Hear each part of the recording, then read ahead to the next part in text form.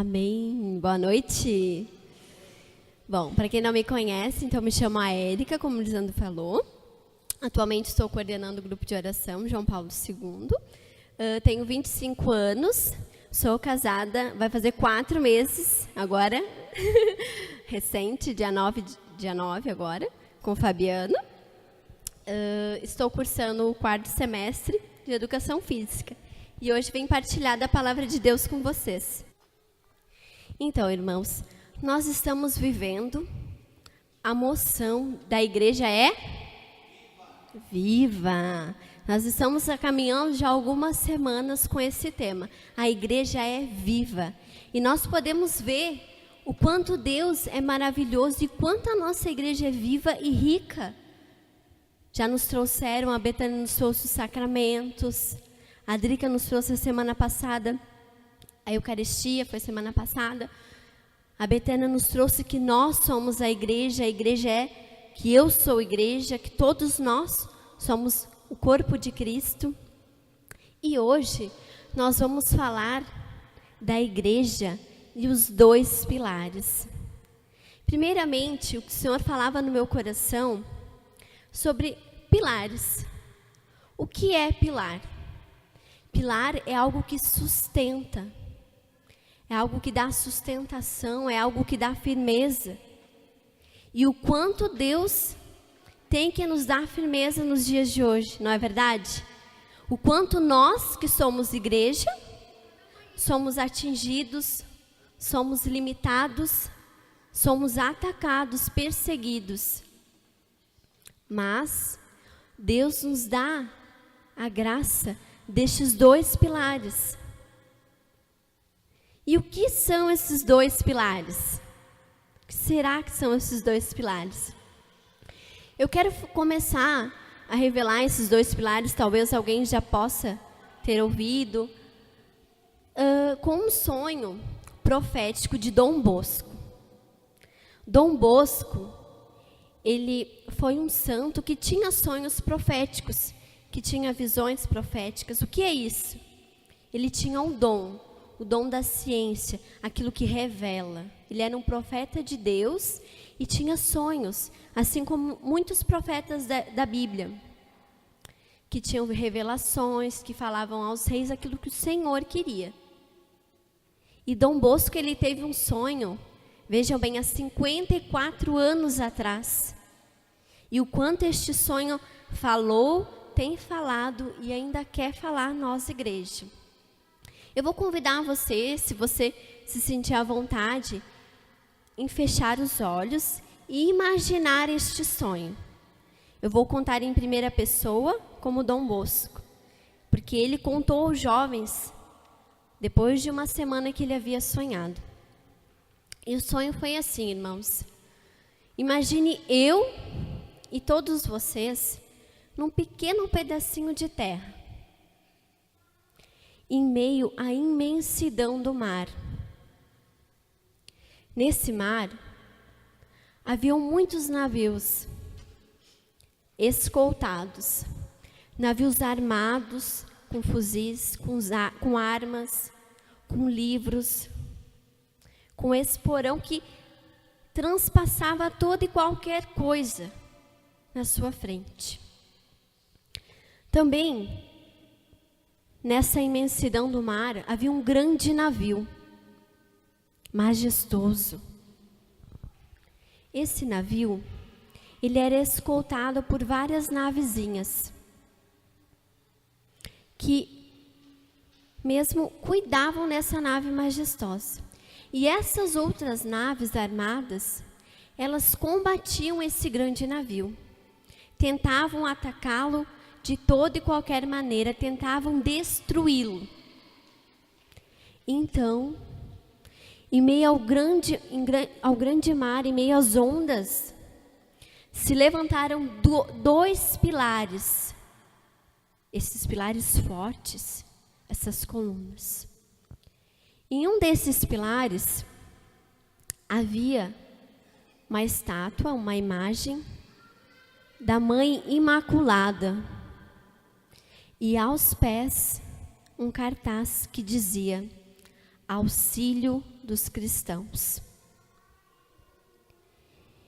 E no outro pilar, irmãos, esse pilar era muito maior, muito mais grosso, vai nos contar o sonho, e havia uma grande hóstia, de proporcional tamanho a esse pilar. E embaixo também havia um cartaz que dizia: salvação para os que creem. Em meio a toda a tribulação, esses navios atacavam a grande nave. O vento impetuoso parecia favorecer os inimigos. Então, o pontifício, o Papa, era quem governava essa nave majestosa. Ele foi ferido. Uma vez, 2 vezes, e ele morreu. Então os inimigos começaram a cantar a vitória. Mas logo em seguida, outro Papa surgiu. Então os inimigos ficaram atormentados e começaram a usar outros tipos de arma, blasfêmias e maldições. Então, este novo Papa que se ergueu, ele conseguiu driblar estes inimigos e se ancorou nesses 2 pilares. Com uma corrente, ele se ancorou à Mãe Imaculada, auxílio dos cristãos, e com outra corrente ele se ancorou na hóstia, salvação para os que creem. Então, aconteceu uma grande reviravolta. Todos os inimigos começaram a se debater, começaram a naufragar, começaram a correr. E todos os inimigos da grande nave majestosa fugiram. As navezinhas começaram a retornar e houve uma grande paz no mar, uma grande paz. Podem abrir os olhos. Então, amados, há 54 anos, Dom Bosco teve este sonho. E neste sonho, ele perguntou, depois que ele contou esse sonho, ele perguntou a um jovem, Dom Rua. Ele perguntou o que ele havia entendido, né? E tenho certeza que se eu perguntasse para qualquer um de vocês, nós íamos ter a mesma visão. Ele disse assim, que o grande navio seria a igreja. Que as naves que estavam ajudando a grande nave seriam os afeiçoados à Santa Sé, a igreja. E os demais eram os inimigos da igreja. E que haviam dado 2 opções, 2 meios de salvação para a igreja: a Santíssima Virgem Maria e a Eucaristia. E Dom Bosco disse, sim, só fez uma correção, que não eram os inimigos, porque, como diz na palavra, não é contra homens de carne e osso, mas contra os espíritos, as potestades, sobre aquilo que vem do mal. E ele ainda disse, o que nós estamos passando não é nem comparado àquilo que nós vamos passar. E que os nossos únicos meios de salvação são estes 2 pilares, a Santíssima Virgem Maria e a Eucaristia. Olha a grandeza dessa profecia, deste santo, irmãos, que revela até hoje a nós, que que nós devemos nos agarrar à Virgem Maria, que é auxílio dos cristãos, e a Santa Eucaristia, que é salvação para aqueles que creem. Para quem? Para nós cristãos, que não celebramos, que não fizemos uma representação como os nossos irmãos, evangélicos, mas que todo domingo Jesus é vivo, é verdadeiro. Nós comungamos do corpo e do sangue vivo de nosso Senhor Jesus Cristo. E quantas tribulações, realmente, essas últimas armas que eles usaram, blasfêmia, quanto a igreja tem sofrido essa perseguição, mentiras. Não é mais a morte. Antigamente os cristãos morriam mais, hoje ainda morrem. Mas hoje muitos de nós, cristãos católicos, morremos de espírito, blasfemando, no relativismo da igreja. E hoje Deus nos desperta a se agarrar a estes pilares que nos sustentarão. Porque nós, irmãos, somos a igreja militante, que caminha rumo ao céu. E nessa caminhada nós necessitamos destes auxílios, senão nós fraquejamos. Eu quero convidar você a pegar a palavra em Lucas, capítulo 22, versículo 19 ao 20, nós vamos ler.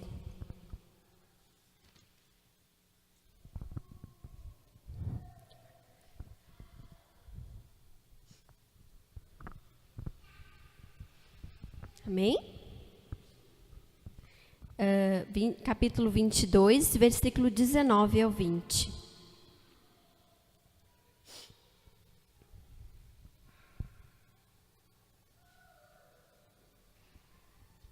Amém? Então Jesus vai nos dizer: tomou em seguida o pão e depois de ter dado graças, partiu e deu-lhe dizendo: isto é o meu corpo, que é dado por vós. Opa, desculpa. Vou repetir, me perdi aqui. Tomou em seguida o pão e depois de ter dado graças, partiu, deu-lhe dizendo: isto é o meu corpo, que é dado por vós. Fazei isto em memória de mim.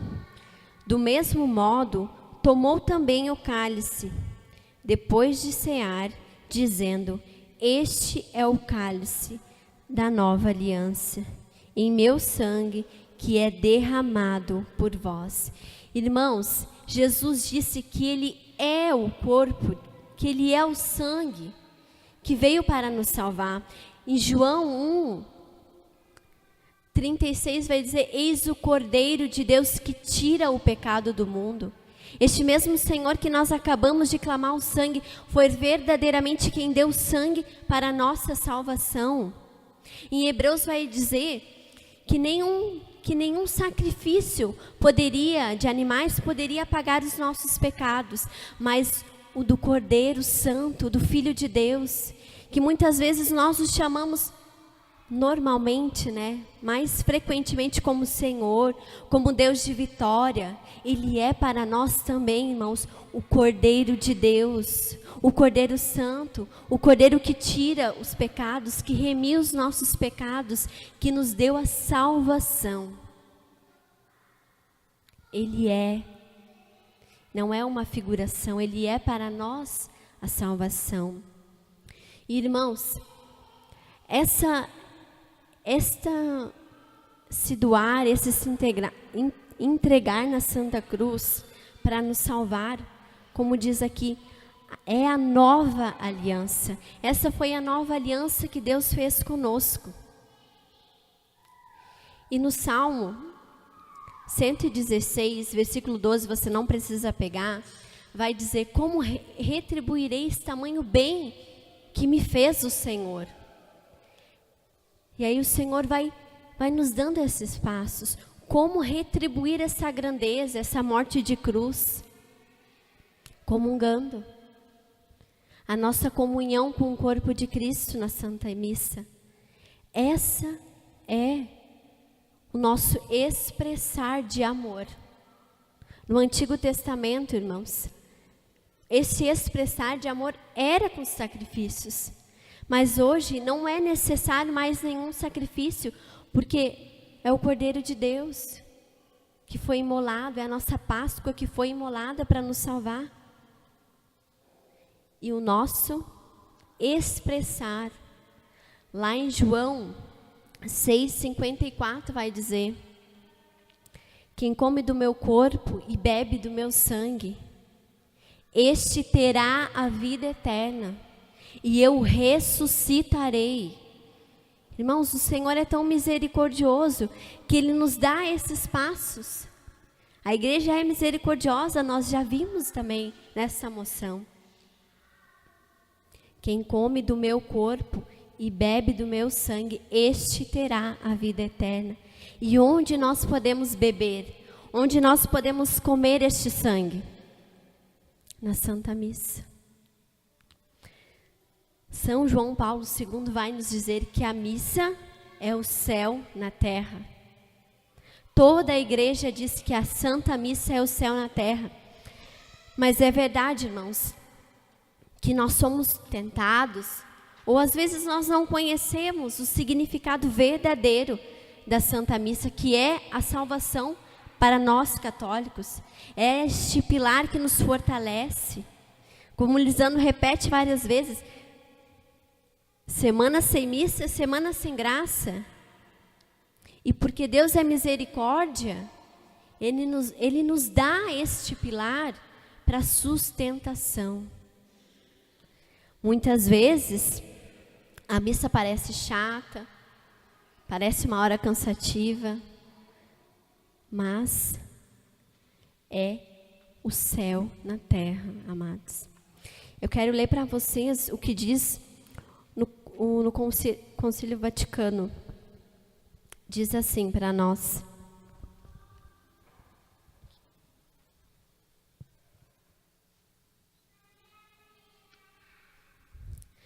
na liturgia terrena, antegozando, participamos da liturgia celeste que se celebra na cidade santa de Jerusalém, para a qual peregrinos nós caminhamos, ou seja, nós somos a igreja militante. E aqui diz, peregrinos, nós nos encaminhamos para a cidade santa. Lá, Cristo está sentado à direita de Deus, ministro do santuário e do tabernáculo verdadeiro, com toda a milícia do exército celestial. Entoamos um hino de glória ao Senhor e, venerando a memória dos santos, esperamos fazer parte da sociedade deles. Suspiramos pelo Salvador, nosso Senhor Jesus Cristo, até que Ele, nossa vida, se manifeste e nós aparecemos com Ele na glória. E também vai dizer, nisso nos diz, nos revela a celebração eucarística, a celebração da liturgia.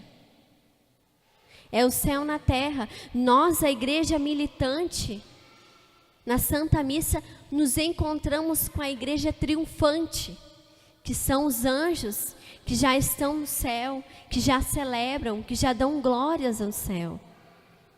E nós temos, irmãos, que viver essa graça de estar na Santa Missa, estando no céu. Também o Concílio Vaticano II vai dizer que, e toda a igreja, toda a doutrina vai dizer que quando nós vamos ao banquete do Cordeiro, nós levamos toda a nossa história, todas as nossas dificuldades, a nossa família, o nosso trabalho, nós oferecemos a Ele. E Ele nos oferece o corpo e o sangue. E também quero ler para vocês o que diz no Catecismo da Igreja. Diz assim, sobre o Cordeiro: o Cordeiro é Cristo crucificado e ressuscitado, o único sumo sacerdote do verdadeiro santuário, o mesmo que oferece e é oferecido, que dá e que é dado. Olha que lindo, irmãos. O mesmo que oferece é oferecido. O mesmo que dá é dado. Jesus, em pessoa Cristo, eu vou falar em outra língua aqui, em persona Christi, que é o nosso santo, os nossos santos padres, que indiferente de qualquer pessoa, naquele momento, ele é o Cristo. Ele santifica. E neste momento, na consagração, acontece, irmãos, a transubstanciação. O que é isso? O Catecismo da Igreja também nos explica que além de para o outro lado, substância, ser essência. Quando as substâncias do pão e do vinho são mudadas no corpo e no sangue de Cristo, mediante a ação do Espírito Santo, através das palavras da consagração, permanente, inalterável, o seu aspecto exterior, Jesus Cristo está realmente presente, ainda que de forma invisível e oculta, naquilo que parece ser pão e vinho, enquanto se conservarem as características dessas duas espécies. Ou seja, irmãos, na consagração eucarística que o Santo Padre faz, Jesus, ele se transforma. O pão e o vinho, as espécies são transformadas. Mesmo que nós não enxergamos, que muitos santos vão dizer que se nós enxergássemos a glória de Deus, nós não resistiríamos. Olha que fantástico. Mas muitas vezes o nosso coração realmente não crê, não olha, não vê, tem dificuldade. Mas também lá em Hebreus vai dizer que a fé é a certeza daquilo que não se vê. Irmãos, nós temos que ter certeza que é o corpo de Cristo que nos salva, que nos dá essa graça, essa libertação. Mas, como dizia Dom Lourenço, eu partilhava com os meus irmãos do grupo de oração, essa é uma guerra inevitável, ou lutamos ou morremos. E pela misericórdia de Deus, Ele nos dá essa arma poderosa, a Santa Eucaristia, que nos sustenta, esse pilar que nos deixa firme. E eu pude estudar muito também este livro, também do Scott Hahn, que a Drica nos trazia, esse autor, que é o Banquete do Cordeiro. E ele ele não faz uma comparação, ele faz uma revelação em relação ao Apocalipse. Que ele diz ser a Santa Missa ali. E é fantástico, o livro eu indico, empresto também. E ele ali faz a revelação de alguns monstros, de alguns inimigos, que a gente popularmente até conhece, por 666, alguém já ouviu falar que alguma coisa a respeito disso? Sim. E ele vai falar que o nosso inimigo, ele trabalha incansavelmente 6 dias e não descansa e não adora no 7º dia, que é o dia da Santa Missa. Ele trabalha sem produzir fruto algum.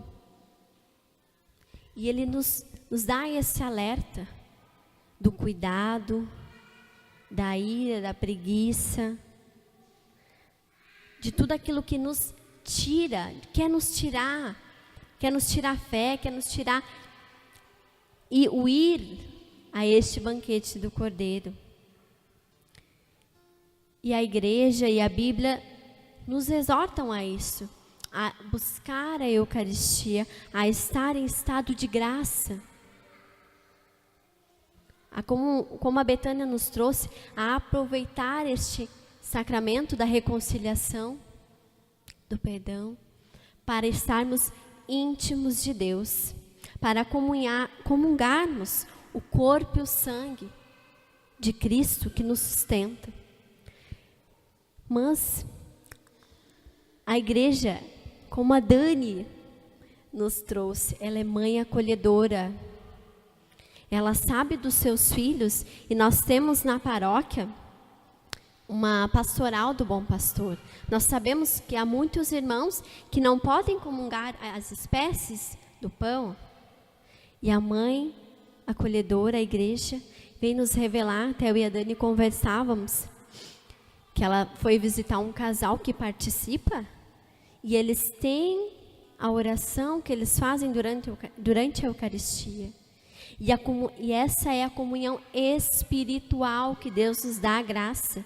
Eu citei um caso, mas podem haver outros casos que impedem essa comunhão em espécie, mas não impedem, irmãos, e não tão menos importante do que a comunhão espiritual. De estar espiritualmente, esse é um desejo que a pessoa manifesta, espiritual, de querer estar perto de Cristo, de estar com Cristo, de viver com Cristo. E é isso que a Sagrada Comunhão nos desperta. Ela nos faz caminhar, ela nos faz permanecer, ficar firmes.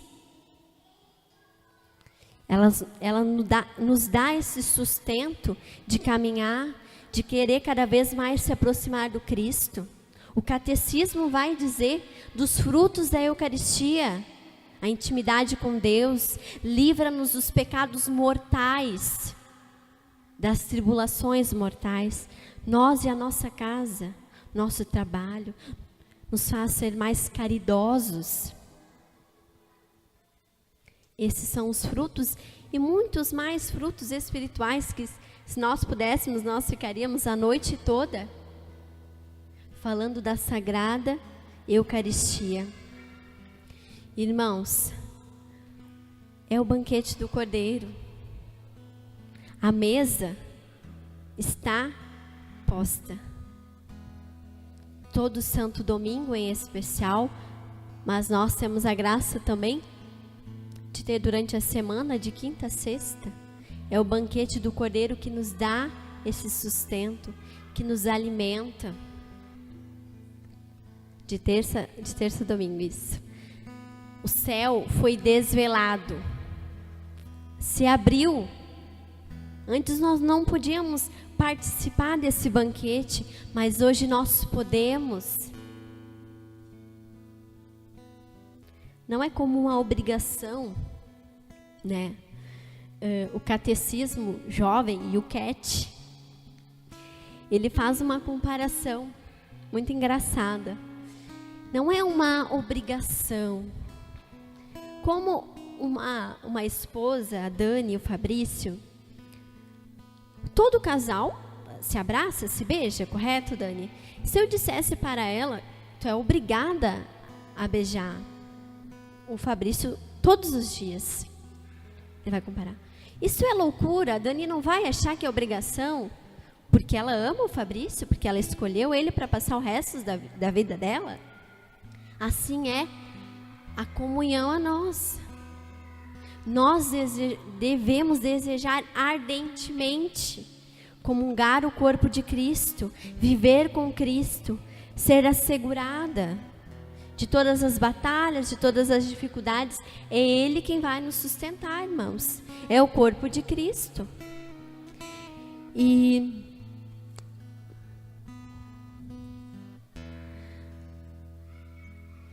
no Apocalipse 3:20 vai dizer, Jesus diz: eis que estou à porta e bato. Se alguém abrir a porta, se alguém ouvir a minha voz e abrir a porta, eu entrarei e cearei com ele e ele comigo. Amados, a comunhão é agora. O céu se abre agora para nós. Todo domingo na Santa Missa, dia de preceito. É aquilo que nos salva, que nos dá sustentação. Nós temos que caminhar, driblar os inimigos, assim como Dom Bosco já dizia, driblar esses navios, essas perseguições, essas blasfêmias, aquilo que nos impede. Interiormente, às vezes, eu preciso mudar, eu preciso dar o passo, mas nós não podemos mais ficar sem este pilar, que é a sustentação, que é o maior, que é o tudo, que é o céu na terra. Nós não devemos mais ficar parados, nós temos que participar desse banquete, desse céu, viver esse céu. E não tão menos importante, mas aquela que nos leva até o banquete do Cordeiro, irmãos.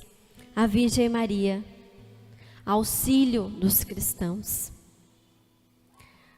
São Luís Maria de Montfort vai nos dizer que ela, o Tratado da verdadeira devoção à Santíssima Virgem Maria, ele vai nos dizer que Maria é o modelo perfeito, que com Maria nós conseguimos chegar até o banquete, conseguimos chegar até Jesus mais fortes, mais firmes. Que, como dizia a Drica, é a placa certeira, é porta do céu, irmãos. Maria é a porta do céu. É ela que cuida de nós, filhos, muitas vezes desgarrados, descuidados que somos, desligados. É ela que nos leva até esse banquete. Ela que foi a primeira a comungar, a primeira que comungou foi a Virgem Maria, que nos revelou Jesus. E a igreja ainda fala coisas grandiosas sobre a Virgem Maria. Ela é verdadeiramente a mãe dos membros de Cristo, porque cooperou com o seu amor para que a igreja nascesse, para que da igreja nascessem os fiéis, membros daquela cabeça. Ela é o tipo da igreja e exemplar perfeitíssimo na fé e na caridade. A igreja, com Maria, é também uma virgem, a qual preserva e protege a fé daqueles que deram a ela por Jesus como sua esposa. A imitação da mãe do seu Senhor é pela virtude do Espírito Santo. A igreja guarda uma fé íntegra, uma sólida esperança, uma verdadeira qualidade. A igreja guarda, eu sou igreja, nós somos igreja.